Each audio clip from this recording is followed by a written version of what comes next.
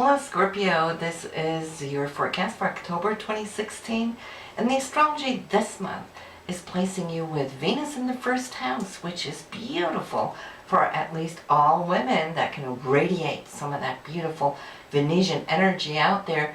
When it's in your first house, that's the best time of the year to really bring forward all that love, right?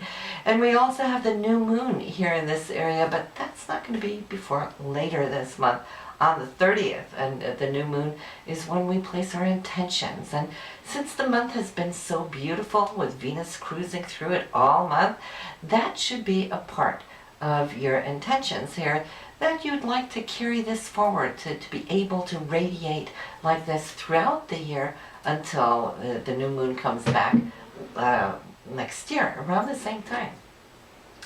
We have also the Sun and Jupiter in your 12th house, and so that's going to be a specific point for you to look at.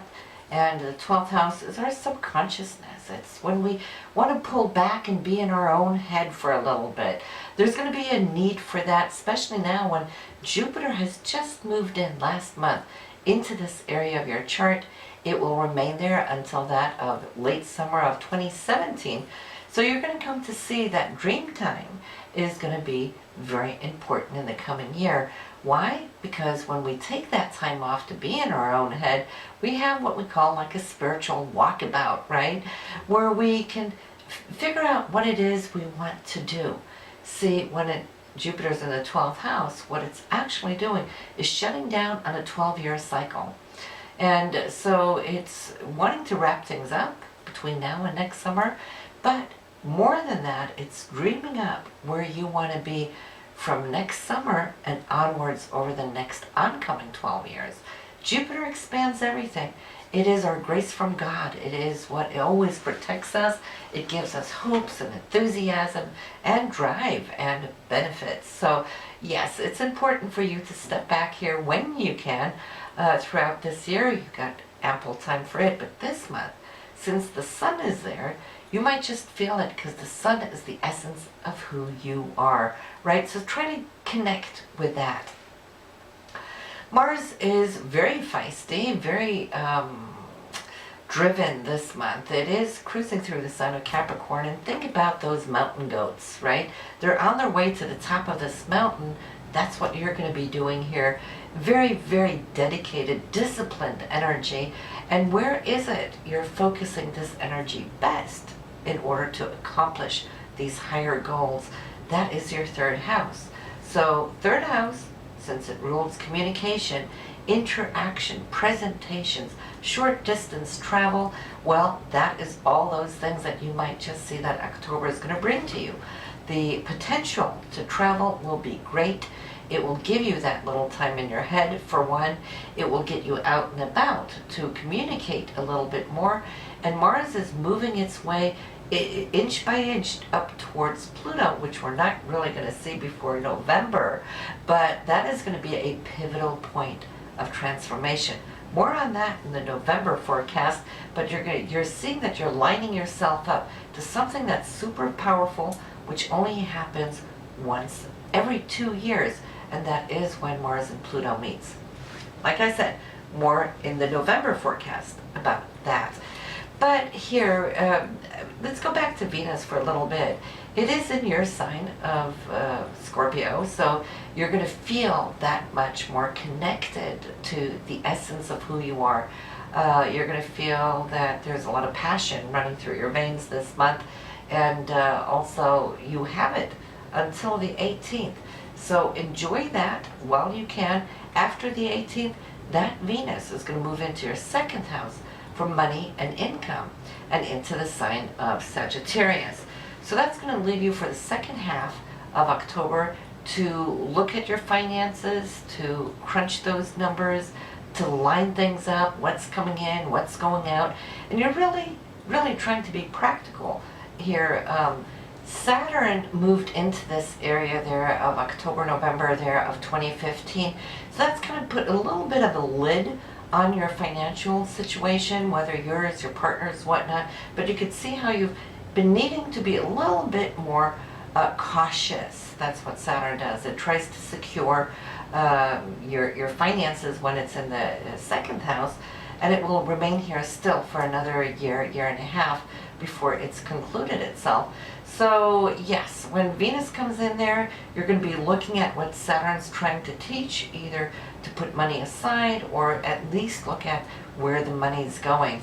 But it will also help you to look at what you can perhaps do to draw attention to more money-making income situations as well, as Saturn will want to secure that too. So it's a good time, especially since it is in Sagittarius. Venus here really loves to be happy-go-lucky, and it loves to travel and spread its wings, and that's what, of course, now Sagittarius is all about, and not to mention having Mars there in that third house. So you're going to see it's going to be a month where you're in and out, back and forth. So enjoy yourselves, and you so totally deserve to have some time off. Think about that Sun and Jupiter in the 12th house that needs a little bit change from your day-to-day routine. Speaking of routine, that's where the full moon is going to hit Scorpio here on the 15th. In your 6th house. That has to do with your day-to-day life, your schedules, your work ethics, and so forth. And so you're going to see how this is going to be illuminated to you in the sign of Aries, and allowing you to feel that you're doing good choices, taking some directions that might be a little bit off the chart, and that is all good. It's you really knowing now that it's time to come forward and take some action. We have too Mercury now coming out of that retrograde where it slowed things down there in September, but it's picking up speed here now as we're into October, starting off the month here 20 degrees in Virgo, your 11th house. So communication, it's also you socializing, catching up, having a great time, and it will be there for the 10-degree journey before it too is going to go hiatus into your 12th house and take a little dive where you just want that inner quietude. Okay, as long as Mercury's out there talking, it's okay to have the Sun and Jupiter there because you're still getting what you need on the inside. But then when Mercury goes in, that's our communication. That's when we're really wanting to be quiet, but silence is a blessing at that point. So enjoy that. Sometimes we have to, listen to our own thoughts, get inside our own head. But listen, as you can notice here, you will see the two icons that are under this video, your Astro Weekly and your Tarot Weekly. When we're done with this reading, which we're not yet, but then you can simply just go click on them and it will take you straight to it, and so you can hear what's up day by day for the week, no matter what time you're coming in throughout this whole month, because they're updated every Sunday so that you have the full week. And I love to call it the emotional weather forecast. And why is that? Because we get a whole lot more insights as to where the moon is, what the moon is triggering, and other planetary aspects, which we can't really fill in here on the monthly chart because we'd be talking for hours, because it moves so quickly and it ricochets off of all of these other planets. But it's really worth listening to just to get the mood feeling of the week, right? And the mood rules our emotions, and our emotions are our mood. Are we up or down, or what are we now going to encounter? So just simply click on it. If you are listening to this forecast on your phone, you might not be able to do so, but then the link will be down below under this video, and you can just go to it directly from there. All right? But let's continue, because here, as we start off October, what are you going to expect? We've got Venus and Neptune. Venus is love and romance. Neptune is the higher octave of Venus. Put those two together, and we have cosmic love. Not just love from the heart, but cosmic love. It's dreamy. And so you can come to have a beautiful date night. You want to circle that on your calendar. For you guys who are artists, this is a total download of inspiration to create music, to paint the beautiful paintings. Whatever it is you do, maybe you're a dancer, you will dance like a goddess. On the 5th, I see you really now focusing on what is important to, in fact, I'd like to say, take a closer look on what is important as far as your finances. You're going to have to make a decision. A decision is good. It's solid. It's the Sun and Saturn. And Saturn's always looking out for your security. On the 4th to the 7th, though, it's a little bit stressful, and it's just because the energies are not as harmonious as we would like them. But not all stress is negative stress. Sometimes it just shows that we're super busy and filled up to here with things to do. I see you rushing around. Just make sure that you don't necessarily make quick or rash decisions, because Mars just wants it done. You know, it's like it's so ready to go. And Jupiter here, which is our sense of judgment, they're squared, so they're up against each other. And you might, if you make too swift of a decision, you might have to look at it a little deeper on the 7th and go, uh-oh, right? And on the 7th, Mercury, which is the way we think, our linear thoughts, but also our communication, is moving signs, ingressing there from Virgo into Libra. Libra always likes to balance things out, so I can see how the need to balance, maybe what that decision was all about on the 5th. So you'll do good. You'll be fine, because when I look at the 11th, we got a couple of beautiful aspects. We got communication here. We got travel, or people at faraway places at distance that you'll be communicating with. I feel that this is not just the communication itself. It might be a tidbit of news which is going to put a big smile on your face. Also because Mars, which is your drive, is now coming in here with Neptune. And Neptune is our higher aspects of idealism, our hopes and dreams, and Mars is what brings us, transports us to the dreams. They're also doing a beautiful dance. This can really leave you feeling very, very inspired. So on the 13th, 14th, whatever that was there on the 11th, you're still cruising this wave. So I see you kind of surfing it, right? And when we find our surf, we're doing good. I see that whatever communication you have today is going to be excellent.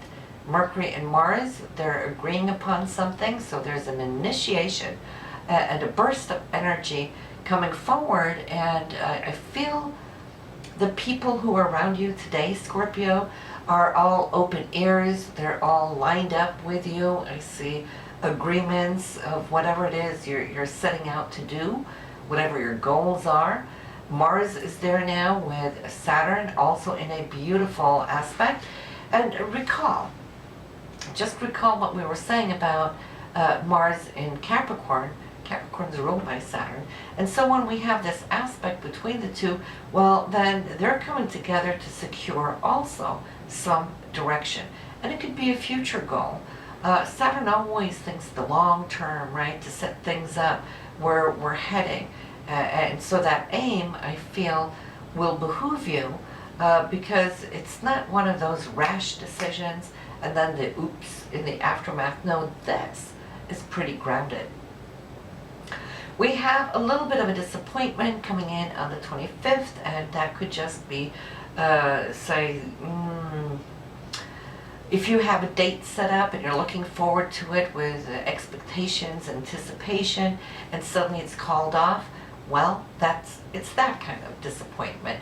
But don't let it get you down too much, because the next day that Venus will kick in. First it was squaring off on Neptune, and Neptune can disappoint us when it's not beautifully aspected, okay? But Venus is here, and it's coming in with a beautiful aspect from Jupiter already the next day. So I think that would be the kiss and makeup to make you feel better.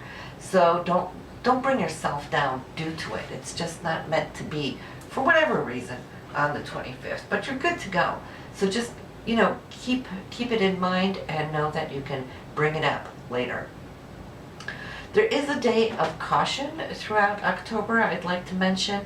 This is pretty much here on October 28th, and this is because of Mars and Uranus. Now, think about Mars. It's feisty, it's fiery with Uranus, and they're challenged And so Uranus snaps, you know, it's really quick, unexpected. So we want to be careful. People can be snappy. We might be snappy and short-tempered. So we can come up against those kind of situations. But Uranus also rules technology. So we might find that we have computer problems, or the microwave goes out, or mechanical things ruled by Mars, any Marsy type appliances might, or even cars. So in traffic, keep your eye out. Because people are so distracted, they might be on the freeway and thinking about who snapped at them earlier in the day, and they may not be paying too well of attention. It's like Mother Earth and her tectonic plates, right? There's friction that builds, and it builds slowly, and then suddenly something gives, right?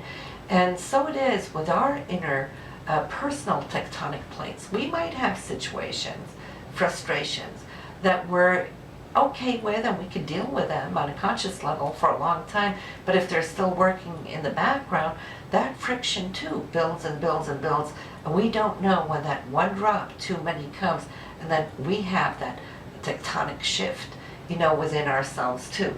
So it's a fast-moving transit. Thank God Mars is not lingering in a retrograde over weeks on this. So you might feel it a day or two prior that something is at hand, maybe a day or two later, but then essentially it's going to be gone. You're going to be fine. As long as you know where that annoyed irritant is coming from, then you may not take it personally. Just say, let go, let God, even this shall pass. But then followed on the 29th, we have, if you have any meetings or communications, or you're initiating a new business, for example, Venus and Saturn are conjunct in your second house for money and income. So here there could be news of something new. There might be a new job, or maybe a raise, whatever that might be for you, but there's definitely something here that's going to secure you financially. News of there on the 29th, which leads us to the 30th, where we have that full moon. And the full moon this month here for you, Scorpio, is in the 6th house, which has to do with you, your day-to-day routine. You may be looking at it and feeling that something there now could be shifted, and in that case, what would you like to change? It could be within your dieting and what you eat. That's the 6th house. It could be getting enough workout. Are you getting enough workout? If not, you want to start. Whatever it is, it's going to bring something to the surface that you can look at. If you've been working towards a certain goal here, alongside with your co-workers, this area also rules our co-workers, then you'll see that that situation may now come to the surface. So that leads us to Halloween. Happy Halloween, Scorpio here, and we have great aspects from the moon to Mars and Pluto. Some Halloweens, we have the fairy godmothers and whatnot, which is more Venus and Neptune, okay, all the goddesses and so forth, which is that frequency. This year we have Mars and Pluto, which really brings us more to the gory side of Halloween, the spooky stuff, right? The skeletons, the blood, all that fake blood. So it should be a fascinating, at least Halloween. It really brings that spirit into it, the darker end of it, which could be fun when it's playful. And of course, both Mars and Pluto are your rulers. Pluto now, Mars being the ancient ruler, so you specifically can have a lot of fun designing your costume this year, Scorpio.